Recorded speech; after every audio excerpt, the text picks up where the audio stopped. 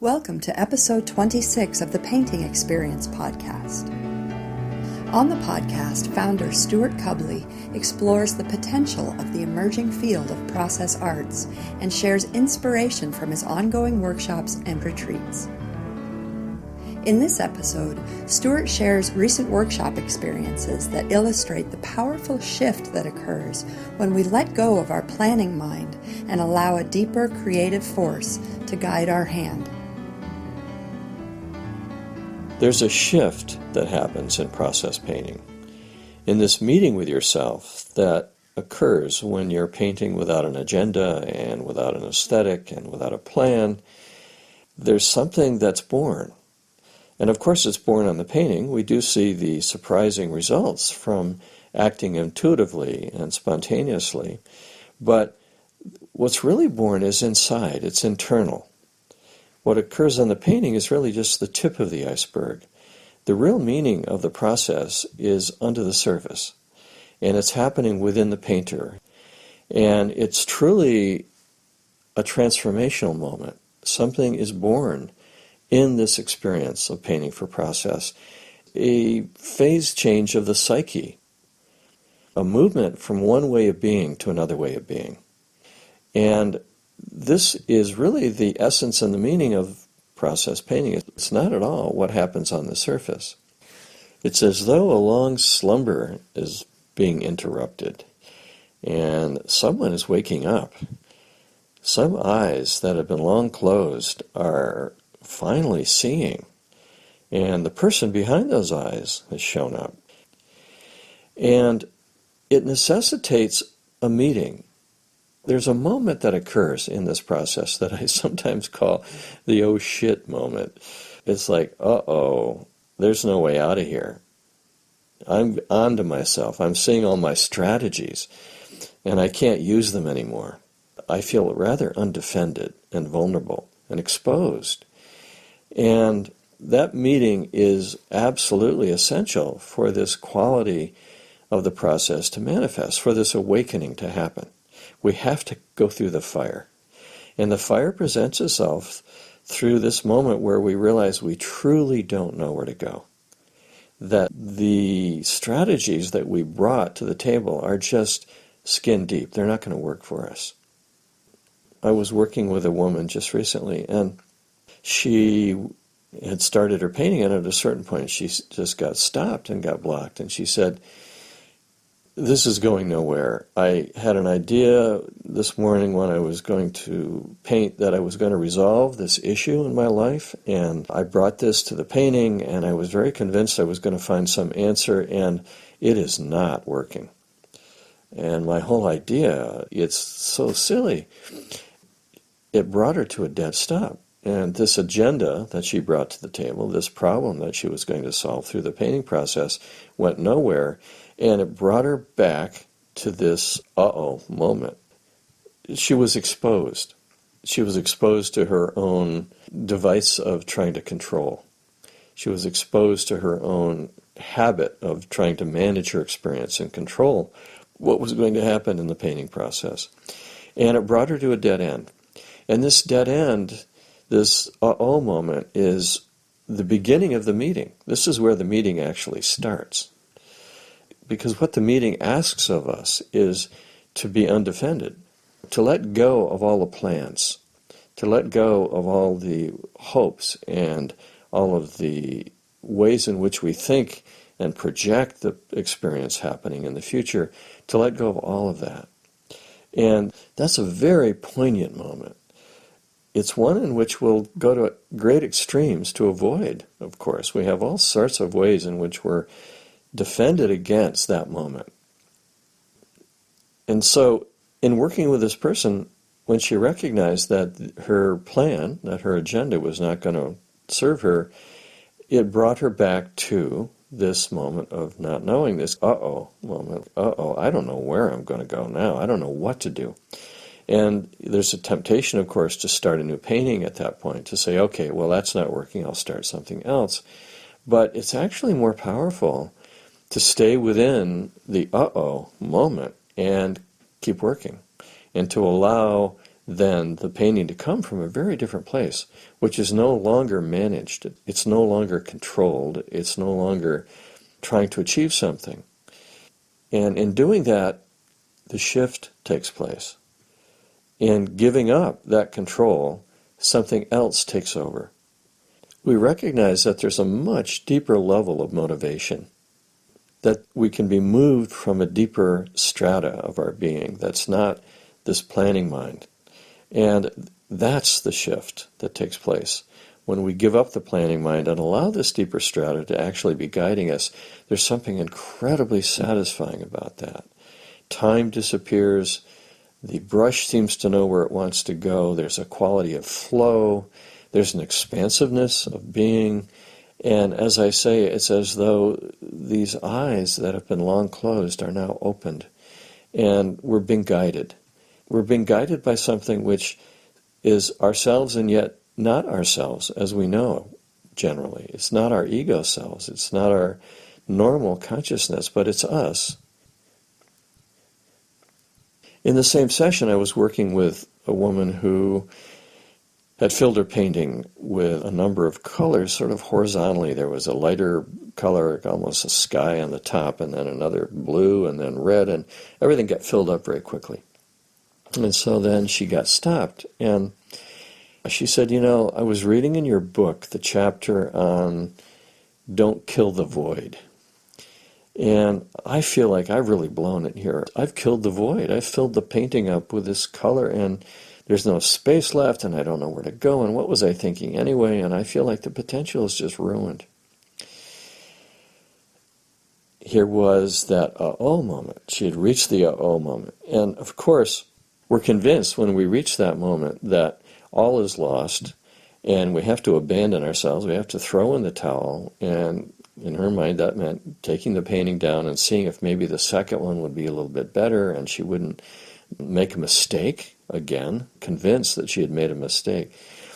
So here was the uh-oh moment. And I said, well, let's wait a minute here. What if we don't take the easy route here? What is this habitual tendency that we have of judging what we're doing and therefore giving us an escape route so we don't have to do it? You've done something here. It's now a base that you can build on. Something can happen within this field of color. If you don't tell yourself and go down that old route of having made a mistake and therefore all is lost. And this was the meeting, right? This is the uh-oh moment. This is the moment of truth with herself where she can say, oh, I see that tendency. I see that desire in myself to diminish myself and my experience and therefore make everything worthless. And so if you take that away, what's left? What's left is this moment of potential, this moment of vulnerability, because you don't know where to go, but you can no longer play the game of abandoning yourself. And so you have to be present, and you can't take the easy way out. And there's a quality here of awakening that occurs. This is the meeting. She picked up a brush and she found herself, well, since I don't have to worry about having made a mistake and I'm not doing something wrong, I'll just do something here. And the brush started to move and these forms started to take place at the very bottom of the painting, and then it felt good. There was a quality of flow. There was no questioning. The phase change had occurred. She was back then in this rather timeless dimension, and she was inhabiting herself more fully. There was a quality of presence and a quality of being that was not there before. So these are just examples of this meeting that can occur with ourselves that on the first glimpse feels like, uh-oh, I don't want to be here. This is what I've been trying to avoid for so long. And yet, when you see the strategies that we have built up over the years and recognize them, and you're onto them, so you're not going to give them any more juice, you're not going to give them any more attention, then something can happen. In that same session, this was a very rich session, by the way, and I noticed there was this underlying thread of conversation that occurred, and it was an exploration of this meeting that was occurring, and it was happening in many different people. So there was another woman who had a painting mostly filled up. It was big. It was like 6 by 8, and it had all sorts of swirls and lines. It was without figures, without recognizable imagery, and was very fulfilling for her to do. And towards the end, she had been outlining a lot of the shapes that were there in black, and then she found herself putting some dots. And she found a lot of satisfaction in filling up these dark outlines with yellow dots. And then at a certain point, she got stopped, and she said to me, these dots are just meaningless. I have no reason for doing these. They're just decorative. I feel like I've really lost my connection with the flow here, and I'm just now back into being decorative, and it just feels so shallow. It's often a place where we feel blocked that we actually have the potential for a deeper level to emerge. And here she had this idea come up that her dots were just decorative and therefore meaningless and not worthy of doing. And so we explored that, and I asked her whether the brush was tired of the dots or not. And she said, oh no, it was fine. I mean, I could keep doing them, but they're just meaningless. They're just decorative. I don't want to waste my time being decorative. I've got more to say than that. And I said, well, the brush doesn't lie. The brush is the one that's really running the show here. Let's let the brush see what it wants to do. So she went back to her dots, and an hour and a half later, she's still doing dots. And she's totally lost in the flow. She's totally in that timeless state. And a happy camper on top of it, deeply fulfilled through these seemingly innocuous little dots that she was doing.